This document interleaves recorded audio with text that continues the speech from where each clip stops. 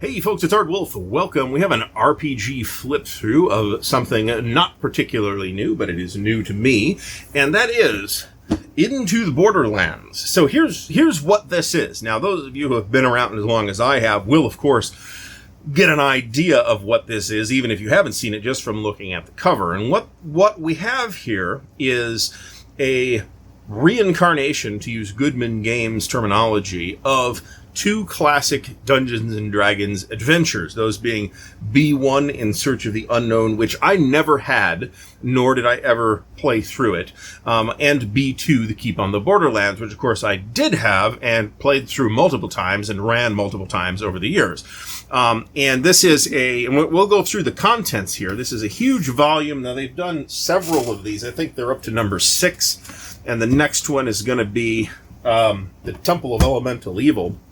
And they don't all have quite the same scope, but this one covers the 2 modules, and we'll see what it includes. And it's a big hardcover book, I don't know how many pages this thing even is, almost 400 pages. So what we have here, and the binding looks pretty nice, and it's got a cloth bookmark, which is always a nice feature that I never really ask for, but it's nice when it's there. Let me preface this by saying that I'm just going to flip through this, and I'm not going to try to give you spoilers, but there are probably going to be spoilers because you're going to get a look at the map and so forth. So if that worries you or you plan to play through any of these things, then you may want to turn the video off at this time. So be warned that there may be spoilers. At the same time, this adventure is something like 40 years old, so I feel totally justified in fact spoiling it.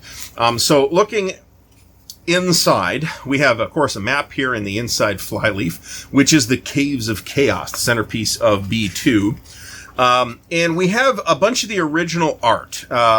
This is the original cover art from B1, and it's got I'll get to this because I've already looked through this a little bit. This is David Sutherland and Dave Trampier. Trampier did the background, and Sutherland did the adventuring party. And that's just, I'm not going to tell the story, but that's discussed in here, actually. And then when we see the Into the Borderlands credits here, so it's interesting how they structure these credits, because they don't credit the original artists. And I'm not sure that in D&D modules this old that they credited the artists. They may have, and we may see that. But they credit the original writers, Gary Gygax, who did B2, and Mike Carr, who did B1. And then this is for the 5e portion of the work. And I understand that it might be difficult to identify all of the art necessarily. So we have, many pieces that I recognize from my youth, like this Bill Willingham Minotaur, for example. So I have a bit of an objection to how they did the credits, but I understand that it wasn't necessarily super easy to do that. These all open up with a variety of quite interesting, actually, articles about the modules in question, and the environs surrounding the release of those modules. This, of course, is from Luke Gygax, who is one of the folks, or if not the person responsible for Gary Con. He is Gary Gygax's son.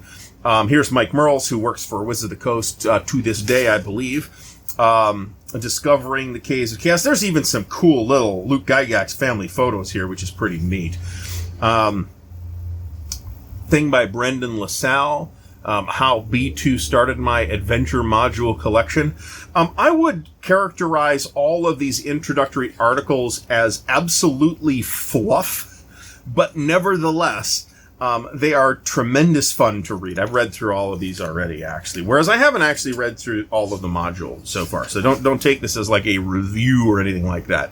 Here's an article about what went on with the cover art. And actually, they talked to some other people here. Frank Mensner is another one of the people that they talked to. These include, and this will tell you, these will include a facsimile reproduction of the original module. So if you want to use B1 right out of the old B1 book, here it is. And in at least a couple of cases, they give you multiple versions of it as well. My understanding, I never sought out B1 because by the time I really knew what was in it, I decided I didn't really want it. It's basically a map and then a dungeon that you get to stock for yourself, which I thought was fairly worthless. I think I'm a little more favorable to that idea today, although both of these adventures are really two different approaches for showing, because remember, these are the original introductory adventures. And both of them are kind of attempts to take different approaches to showing readers or players or potential dungeon masters how to run and or structure a D&D game, right? And then here's the later cover. I don't think I've ever physically seen this cover, and I think this is a Darlene cover, I believe. And then so here's the later version. In some cases, and there's two different replica versions of this in here, right? There's I forget which printings they are. But in some of these cases, there's significant differences between different printings. So, this one, complete scans of the 2nd and 6th printings. I'm not sure I realized that B1 was around for this long. Certainly B2 was around for a long time. It was the thing that was given away in the basic set, in two different versions of the basic set for that matter. And of course we have the same thing here. Moving on, since I don't want to particularly go through the reproductions again. Okay. Now, here's another thing. This is original to this volume. Like I mentioned, what B1 really is kind of a dungeon structure along with a map, and then you have to actually stock the dungeons with monsters and treasure yourself. There's multiple versions by various designers involved in this edition of how they would have stocked these modules. So here's version A by Chris Doyle. Here's version B by Michael Curtis. There might be a version C as well. Version C by Tim Wodzinski. And then we get to B2. Now we're going to revisit B1 here too before we get to the end of this book. We're about a quarter of the way through this monstrous tome. So here is the reproduction of B2, and this is complete scans of the 2nd and 4th printings, which apparently again are different. We have a quite small miniature. This was, of course, a double-page thing in a folio at the time. This, of course, is just ludicrously familiar to me, right? I remember every single one of these illustrations. I remember tracing this Jim Rosloff piece right here on tracing paper when I was a kid. So if you're wondering whether this is a nostalgia piece, yes, it's totally a nostalgia piece. But we'll get to why it's a little bit more than that as well. And of course we have our version of the module here. We even get the reference tables, which is included because it was in the basic set. You could of course buy this separately. And I want to say this was a 32-page book. Yeah, that sounds right.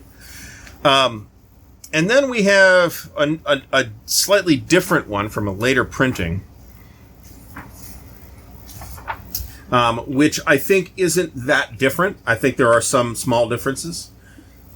But again, we get two kind of archival versions of the Keep on the Borderlands, which is neat. Make your own floor plan. Of course, I remember this as well. Okay. And then here we have advice for dungeon masters when running this thing. And of course, this is, I'll point out again, this is volume 1 of currently 6 and about to be 7. I think it's 6 and about to be 7.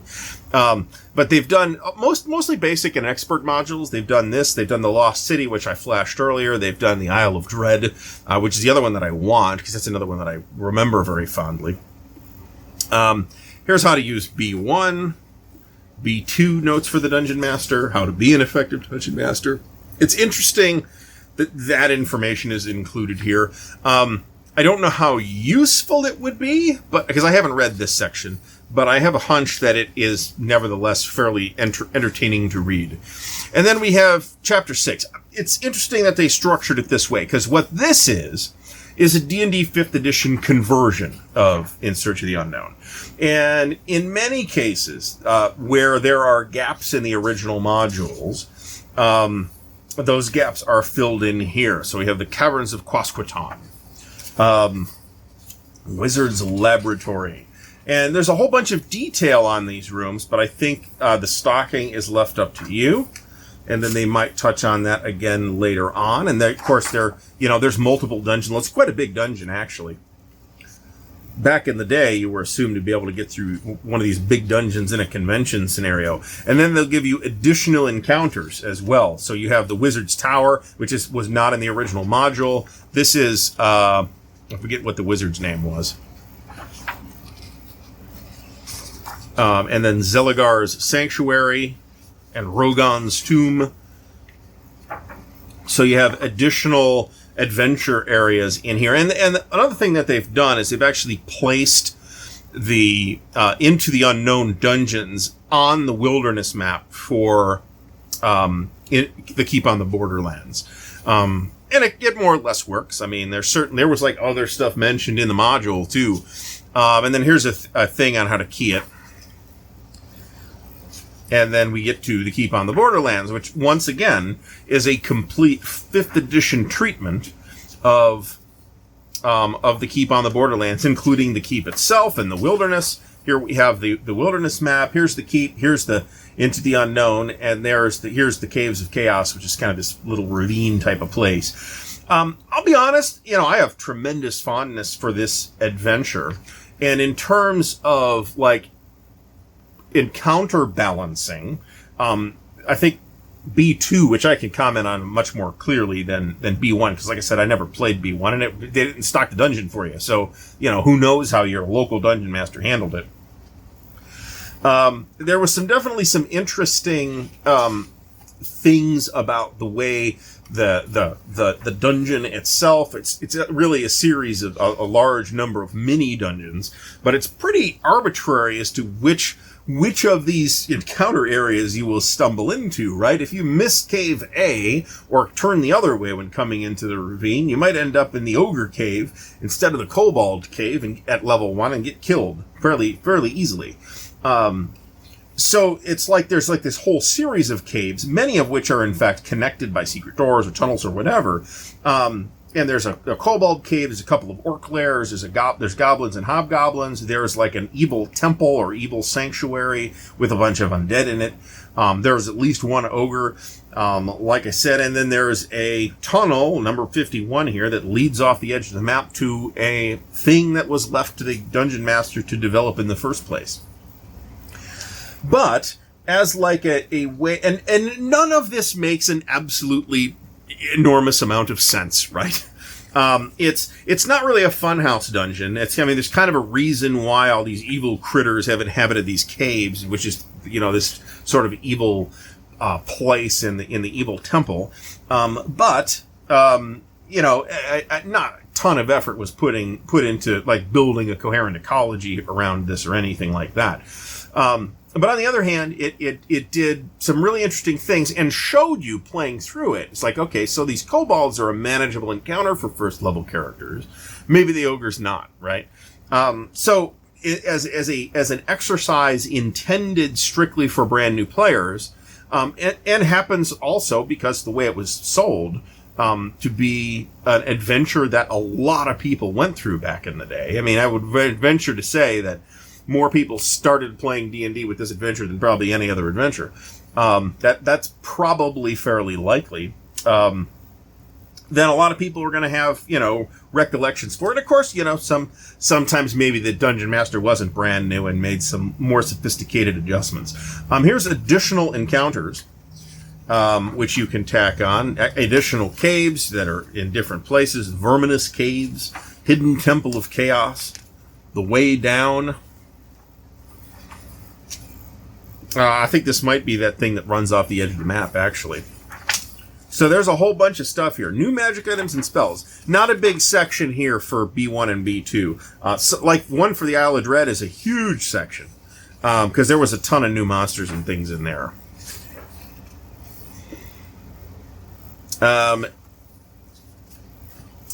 Caryatid columns, I remember them.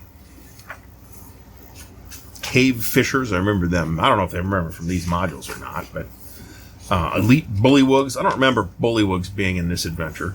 I thought they came along considerably later. I thought they were a Fiend Folio or Monster Manual 2 monster. I could be mistaken. Here's some gnomes. I should remember that. That's a good point. There were some gnomes on this map as well. There was like some kind of gnome settlement.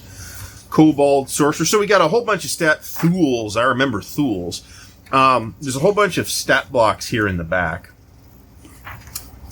And one of the other things that the original modules do is like give you these tables of NPC characters that you can hire as hirelings or hench people or whatever, and they give you a huge list of those here. I want to say what they're doing here is giving you one example of every single class in 5th edition. That sounds right. Here we have the sample backpacks. I remember those from back in the day. Or you could just pick a backpack A through D, so you didn't have to spend a half an hour figuring out what equipment you were buying. Here's some color inserts here with the original covers. This is the folks from Goodman Games apparently presenting this at presumably Gen Con. Here's In Search of the Unknown. And here's the brown cover. It's funny when I see this in black and white, I feel like I've never seen it before, and then when I see it in the brown, I find it familiar. And of course, here's Keep on the Borderlands in a sort of maroon cover and in a sort of lurid pink cover. I think the copy, I don't have this stuff handy. I think I have a copy right now that is more the lurid pink color. And then we've got some color maps in the back of the different dungeons. Different dungeon levels, and then some ads for Goodman Games. So, and then the Flyleaf in the back. This is from In Search of the Unknown. So, cool. It's actually a pretty cool product. I will tell you that I am unconvinced as to the durability of this binding. It's actually, just from me flipping through it twice, it's kind of tilted already. That suggests to me that it in fact will have trouble holding up in the long term, but it is not disintegrating yet, I can tell you that. And it might be sewn, and if it's sewn, then it's going to hold up, regardless of whether it's bowing or not. It does look sewn, actually, so that's good. So, but nice little package. If you'd like to see more of these, let me know. There'll be another video flipping through the Lost City, which is the other one I bought at the same time. So stay tuned for that. I'd like to thank you for watching. If you'd like to help support Ardwulf's Lair, please do check out the Patreon and or merch store linked in the video description. If you have found the video worthwhile in any way, please do give it a thumbs up. Please subscribe to the channel. Let me know in the comments if you wanted to see any more role-playing goodness content. And until next time, happy gaming.